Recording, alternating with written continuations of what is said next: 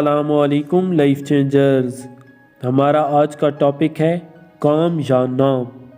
دوستو، مولانا شبلی نعمانی سے کسی نے پوچھا کہ بڑا آدمی بننے کے لیے آسان نسخہ کیا ہے؟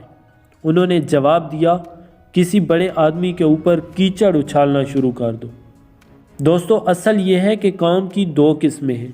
ایک وہ کام ہے جو معروف میدان میں ہوتا ہے، دوسرا وہ ہے جو غیر معروف میدان میں کیا جاتا ہے۔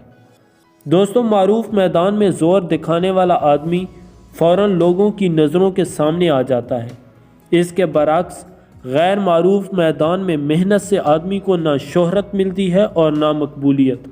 جس چیز کا عوام میں چرچا ہو اس کے ساتھ خود کو ملانے میں آپ کا چرچا بھی بڑھے گا، اور جس چیز کا عوام میں چرچا نہ ہو اس کے ساتھ لگنے میں آپ بھی چرچے سے محروم رہیں گے۔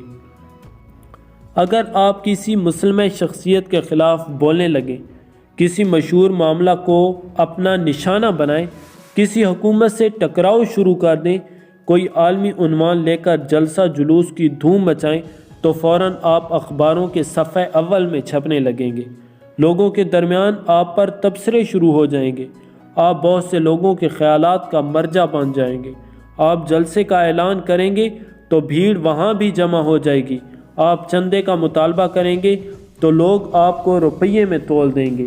لیکن اگر آپ خاموش تعمیری کاموں میں اپنے آپ کو لگائیں، گنبد کی بجائے بنیاد سے اپنے کام کا آغاز کریں، انقلابی پوسٹر چھاپنے کی بجائے خاموشی سے جد و جہد کو اپنا شعار بنائیں، ملت کا جھنڈا بلند کرنے کی بجائے فرد کی اصلاح پر محنت کریں، سیاسی ہنگامہ چھیڑنے کی بجائے غیر سیاسی میدان میں اپنے آپ کو مشغول کریں، تو حیرت انگیز طور پر آپ دیکھیں گے کہ آپ کے گرد نہ ساتھیوں کی بھیڑ ہے اور نہ چندہ دینے والوں کی قطاریں۔